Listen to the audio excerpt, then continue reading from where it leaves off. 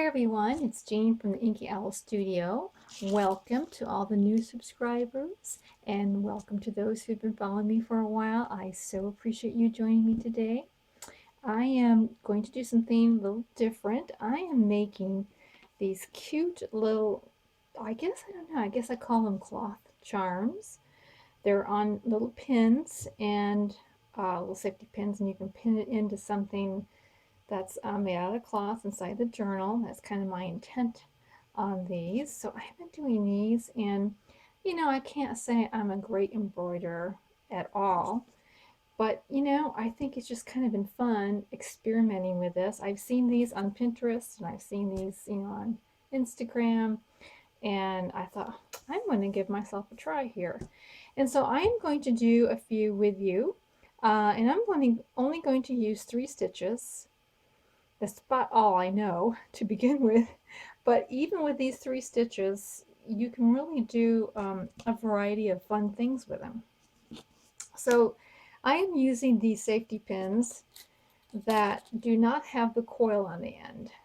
And I know a lot of people who work with beads like these because you can string beads, and get past, don't have that coil, and you can string them and then pin them onto something and have the beads hang down here.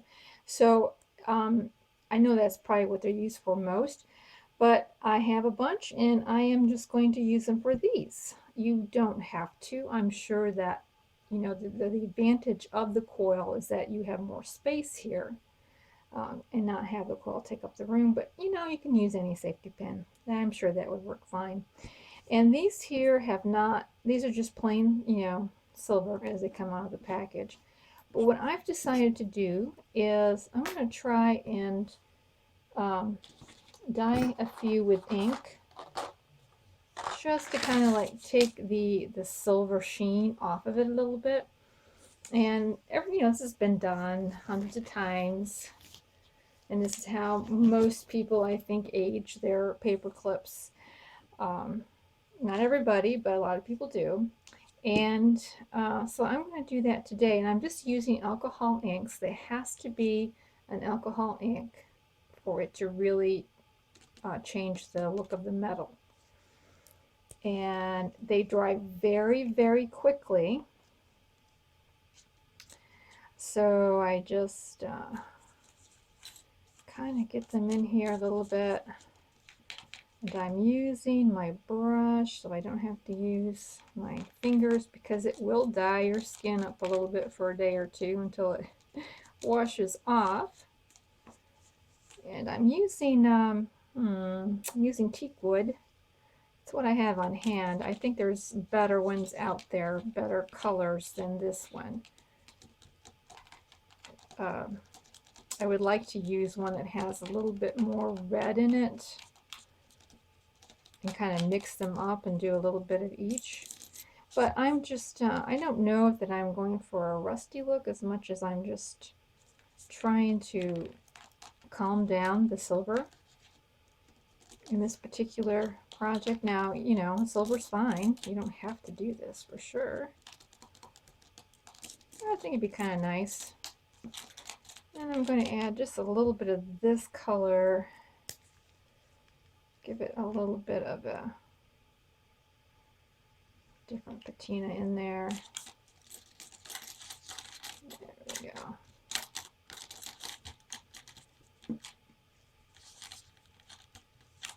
Anyway, so there we go, and they are looking pretty good. Look a little less, silvery and out there, so to speak. Okay, now I'm going to be using this fabric here. This fabric has, it almost looks like it's been tea dyed, but it's what they call at a quilt shop, they call it a batik, B-A-T-I-K, and they have this, batiks just have this mottly, variegated colors to them, and it may not be showing up real strong here. I guess it is a little bit on the camera. So I'm going to be using this. Now there's different ways you can do it. You can double up your cloth and have like 2. So let me first of all just cut it the width I need it. And I'm just going to eye it up here. just kind of go with a general idea. Nothing exact. There we go. And I like to work on the, like this part here comes up to pin in, so I like to work, hopefully we're dry, yeah, pretty dry. I like to work on the bottom one, like right here, like so. Now you could, you know, double it up, and that's kind of what I did with this one. I doubled up my fabric. It's like both layers, and I made one layer just a little shorter than the other one, and frayed the edges, and it kind of gives it an extra look to it. Or, you know, these other ones I have, they're a little bit thicker material, fabric actually. So I have just done the single ply on those. So I think for this one, I think I'll do the single ply. This is pretty good weight fabric. It's not super thin or anything. So right about like that. And then I think the length probably won't be much more than that. I might even cut it down more than that. All right. And we can just get in there and just fray it up anyways, because don't want it super even. And now I'm using for my crochet thread, or not crochet thread, for my embroidery thread, I'm using DMC cotton pearl. I like the 10-gram weight. I like the weight of it, but this is my favorite one to use for any kind of embroidery. I suppose you could probably use floss. I've never used it, but you know what? I think it's worth an experiment. I just like working with the pearl cotton. And I have 3 little needles. I have pre-threaded them because, believe me, you do not want to wait for me to thread a needle. That's for sure. And so I make a little knot in the end, trim him off just a tiny bit. So I've made this little tiny knot. And then I'm just going to sew, or excuse me, stitch. I guess is a better word for it. So this is just a little too wide. I am going to cut this down just a hair more, like that. There we go. Very good. So I'm going to just stitch across here, and now here you can do a lot of things. You know, you can stitch straight across, which is what I'm going to do. And I am not really worried about being perfectly straight, because this is not necessarily, I know this is not the best needle for doing this type of work, but I had to get different needles, so I had them all pre-threaded. So I'm not really worried about it being perfect. And so you can just do, I'm just doing the straight stitch across here. This is shabby chic. It's kind of a primitive stitching type of thing. And as you can see, it's just not something that's going to end up in a museum and people are going to ooh and ah over it and say, oh, what a beautiful stitcher she was. No, don't think that's going to happen. Alrighty. So you might want, oh, see, there you go. Something so simple. Of course, I'm on camera. You know how that goes. Okay, hold your breath, everybody. Here we go. I'm going to try it one more time. All right, yay. And so, I'm just going to come up here one last time and have that stitch. Now you can do X's, you can do, you know, a variety of stitches up there, but that's just so that I can hold it together And then when I make a knot, I'm just going to do this here. Okay, I think I might have to adjust my camera, so let me do that. Okay, one of the things that I like to do is I like to get fabric that has, prints on it, and then just focus on a little section of the print. It's kind of fun. That is what I did with this one. Just focused on one little element. This one has like a collage of flowers. So that's what I'm going to do here, I think, is I'm just going to turn this up here and kind of trim it a little bit there. Just pull out the threads a little bit all around to kind of make it look a little tattered and shabby. And we'll just set this down here. And because it already, I'm going to put it up this way, because it's already pretty busy looking, I am going to attach it with a stitch that's called a French knot. Don't know why it's called a French knot, but it certainly is. And that's the second stitch I'm going to be showing you. And it's a fun little stitch. So I just make a knot, of course, on my tail. Trim it a little bit. Come in through the back, and I'm going to make a little knot on each corner is what I think I'm going to do with this. So we'll come up like this. Now, this is the way I do it, and you know what? I'm sure there's other people that do it differently, but I just wrapped it around here about 3 times. Just wrap your thread around,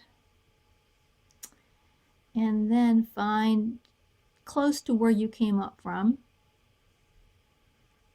Gently pull it snug but not tight. Okay, so you pulled it a little bit, and then start putting your needle through. Hold it right here, close to the knot.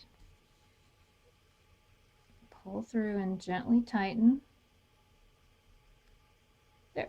And then you've got this little knot. Might be hard to see, but you can see that it's like a 3D. It sticks up a little bit. Let's see if you can see that. So I will make another one on this side over here. So I'm basically just going to put in 4 knots because, like I say, this little piece of fabric is so busy and it doesn't need a lot of fancy stitching. So we wrap it around. You can wrap around 4 times and make a really large one, but I do about 3. Not super tight, just snug. This is proving to be more difficult to demonstrate than I thought it would be. Go back in just a little bit where you came up. Then I push all the knot down there and just kind of snug it. And I hold that tail right there. And just gently pull it through, holding onto that tail. And then it goes in. I think the one tip I can say if you've never tried these is that don't do them fast. Do them slow. And if you make a mistake, you can cut it out. Snip it off and make a new one. No big deal. And then we'll put one down here. And so I will make one more.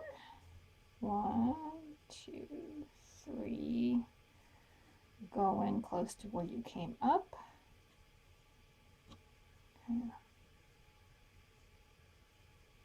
Pull it not super tight, but just snug, because if you pull it too tight, your needle won't be able to pass through without a lot of difficulty. Then hold on to that tail. Usually I use my thumbnail there. And just slowly pull it through. There. Okay. And so, I'm okay. I'll make one more. I was going to do it off camera, but let me just do this one quickly. So we can move on to the next stitch. There we go. And just pull it on through. Yeah. There you go. So you got a nice, it's cute. I mean, it's just enough that it doesn't distract from what your image is. And then of course, you come back in, you go over the loop, and then you come back in under it to make a knot. And then I usually hold my needle down there to knot it, and I do that 2 times. Usually holds it pretty good. And then too, these little charms are not exactly going to get a lot of wear and tear. They're going to be sitting inside of a journal. You could, a lot of people are making pins out of these, which, awesome pin. If you were going to do that, I would definitely put a backing on them. And there's probably a lot of videos already produced to show you how to neatly do that, because you probably wouldn't want a whole lot of loose threads, you know, that could get snagged on stuff and everything. So there's that. And then I decided with this one, what I like to do too is I like to take little scraps of shabby fabric, and this is a loosely woven fabric that I was able to fray really easily, and I like to glue on a word. And so you can totally mix paper and fabric with these little guys, you know, totally can do that. So let me just get out my handy dandy glue, and I'm going to glue that guy on that little scrap of fabric. So another thing that I like to do is I also like to put in a variety of fabric textures and a variety of shades. Even if you're going to do something that is kind of monochromatic, you want a variety of shades in there so that each one can kind of stand out. So there's that, a real cutie there. Then I think I am going to glue it onto that fabric just because it can hold easier. I'm going to be careful not to glue where I'm going to be stitching. So I'm only gluing on the little, oops, I'm so sorry. I'm only gluing on the back of the word there. I'm not gluing where I plan to be stitching. Oh, so sorry. The camera angle is not natural looking. Okay, here, we'll just put this little guy down here, like so. And then I'm going to grab the pink thread, and I'm going to take the straight stitch, and I'm only going to make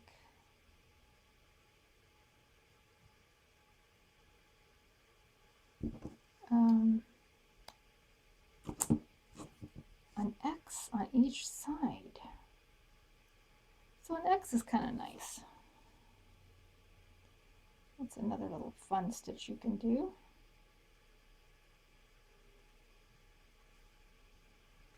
Yeah, maybe I better start on this end here. So it's just very self-explanatory. You just cross over this way, and I'm going to cross over the other way. Another tip, if you're first starting out embroidering, you haven't really done it, that is, don't pull too tightly on your stitches. I think that is a something that I think I did a lot when I first started. So that's just made with, you know, 2 different stitches, a straight stitch and the French knot. So what I want to do now is I want to show you, oops, the petal stitch. I don't know if it's called a petal stitch. I think it's called a daisy stitch. I should have looked up what the proper name for it was. I think it's called a daisy stitch. It might have different names depending on what country you're from too. Alrighty. So there. Really cute, a little shabby chic and kind of rustic looking, and that's kind of what I'm going for on there. Now let's make one more, and then on this one I'm going to show you the daisy stitch. Alright, I went ahead and stitched this in brown to attach it to the pin, and now we're going to work on the daisy stitch, which is like this one there. So I knotted my thread. I'm coming up to where I think the middle of my flower. So I'm going to come up where I feel like my middle of the flower needs to be. That's the first place I come up at. Then I simply make a loop, make a small loop. Just a small little loop like this, right? Hold part of it down there a little bit. Come in where I came out from. Behave here. Came up where I came out from, and then go back under and then come up the length of my petal. So if I want my petal to be this long, I come up here, right? And so I am holding the tail here in place. Okay, pulling it up like this. Careful, careful. Don't pull too tight because your petal will become super, super narrow. Just, semi-snug. There. Then you're going to go, so you came up in the loop, now you're going to go in behind the loop and come on down. Like that. And you've got your first little petal. So what I like to do is I like to go in the opposite direction next. So you're going to come up in the same vicinity, maybe just a teeny bit over. You want to leave like the little middle part there open. Come up. Make your loop like so. Go back near where you came up at. Go down. Come up on the inside of that loop, approximately how long you want your petal to be. Pull it through. Snug, but not too tight. Then go back down on the opposite side of where you came in on that loop, so that what you're doing is you're making a stitch that's holding that loop down. Oops, holding that loop down. That's what you're doing. So you're putting a little stitch right here at the head of the loop to make it stay where, stay there. And then, you can finish out your flower. Alrighty, I finished up the flowers, and I added a French knot in the middle of the petals. It kind of gives it a center, and it finishes off the flower a little bit, I think. So, yep, that's what I did with that. So now let's work on the stem part of it. And it's just mainly using the straight stitch, but this time putting the straight stitches a little closer together. And I just go in, make a small stitch in the direction I want to go.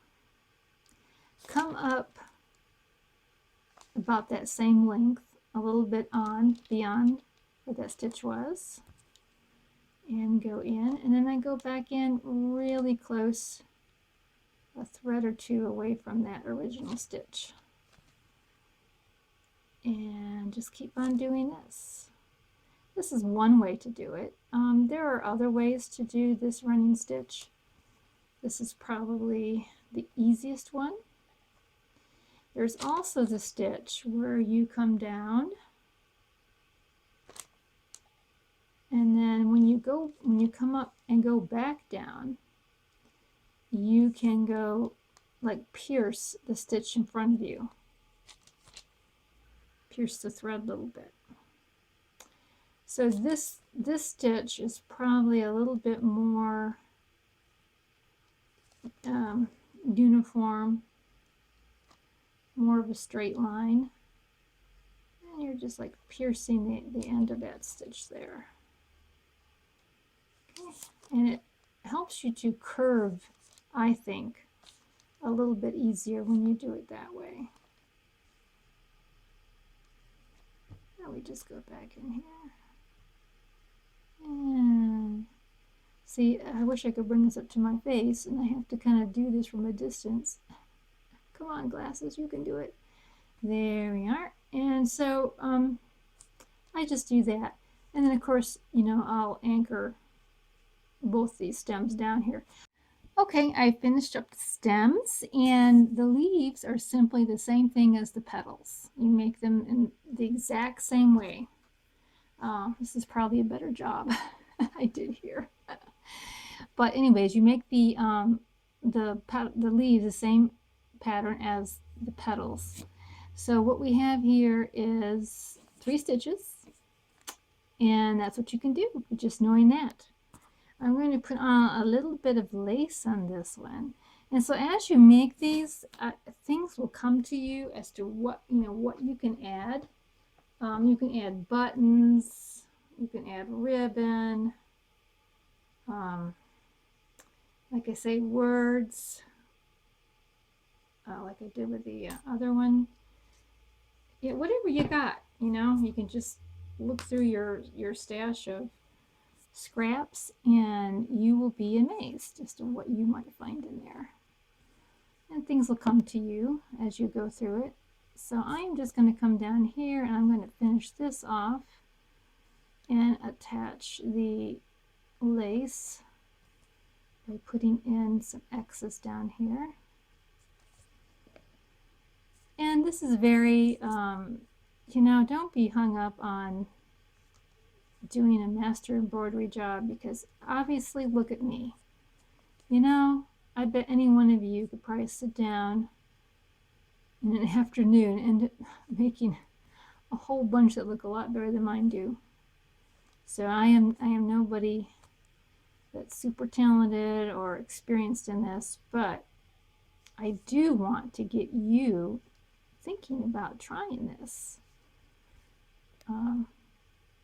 art form out. Whoops, I'm sorry.